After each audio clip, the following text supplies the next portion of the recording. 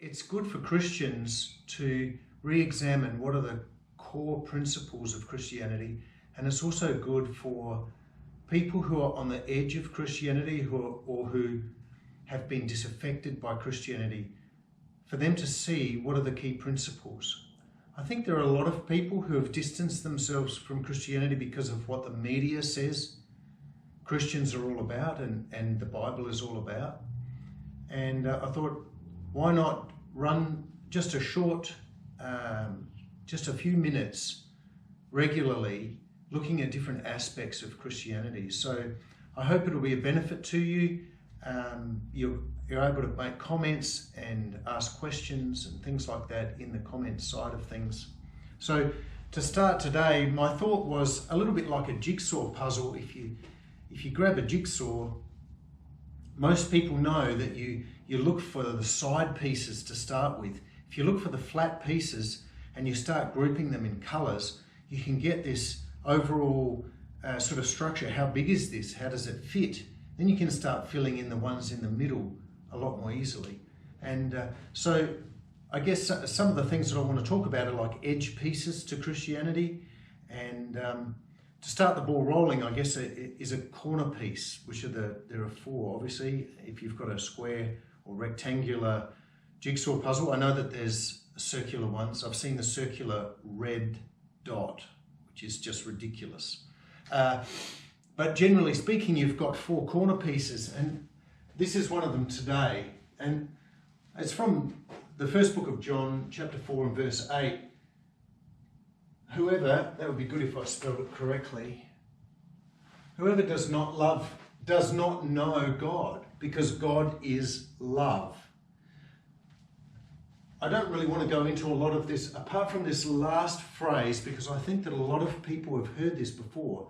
God is love. I've heard people justify this. They have a concept of hell or something like that. And as a way of defending themselves, they'll say, but God is love. And we'll get into hell down the track. We'll get into talking about hell down the track. But today I want to talk about God being love. God is love. So what I want to actually do is actually rub out the rest of this, just so that we can have a bit of a focus on this. Because this isn't the only scripture that talks about it. In fact, the whole overwhelming theme of Scripture is about the love of God for humanity. And this is just one verse that really puts it succinctly. God is love. Now, to start with, I just want to unpack, I want to divide this up a little bit. God, what do we mean by God? And love, what do we mean by love? Both are concepts that have, it's almost like everyone's got a different opinion on that. Every religious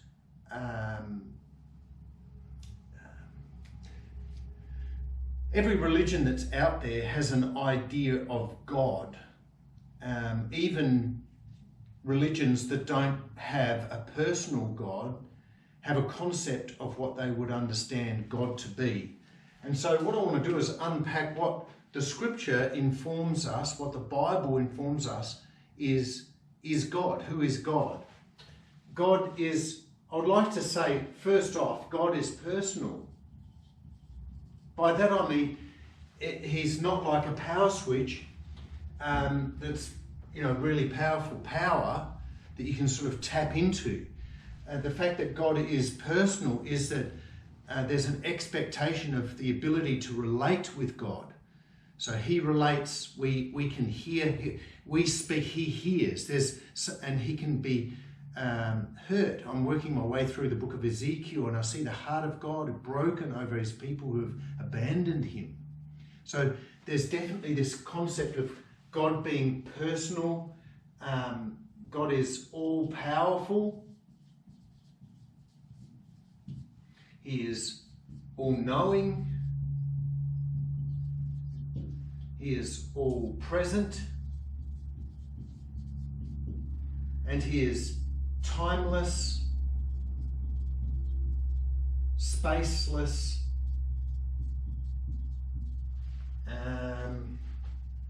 That's a pretty good list of key features of the biblical God. Personal, all-powerful, all-knowing, all-present, timeless, spaceless.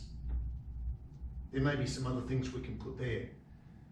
What is love? Again, this is another one of those concepts that if we talk about love, what do we actually mean? Is it an emotional thing? I think certainly love has an emotional quality to it. But I think essentially love is this self-giving way of living. A self-giving way of living. It is other-focused.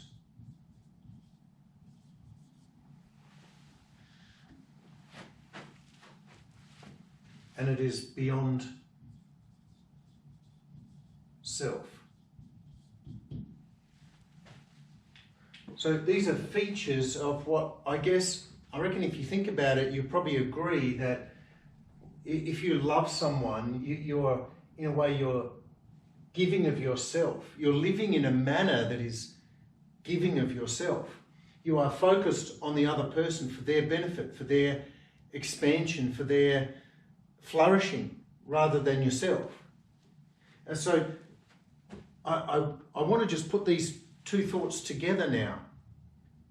That this personal, all-powerful, all-knowing, all-present, timeless, spaceless entity is self-giving. His entire framework of existing is to be other-focused, beyond himself. This is the core principle of Christianity.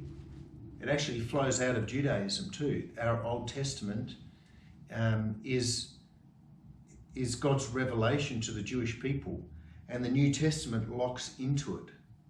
And so we have these prophetic things that are linked in with the New Testament, and both express this incredible truth that God is not only real, but he is loving, he is others focused.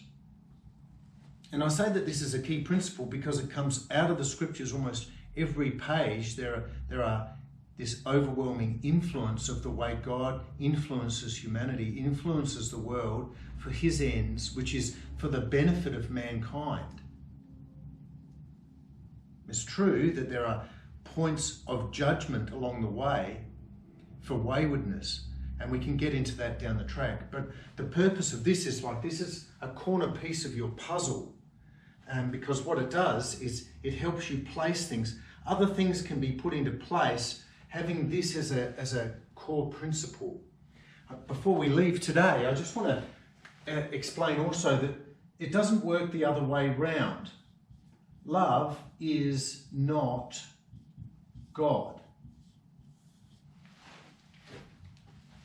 God is love in that it's his, how can I put this? His overarching characteristic is love. God's overarching characteristic, the way the thing that motivates him most is love.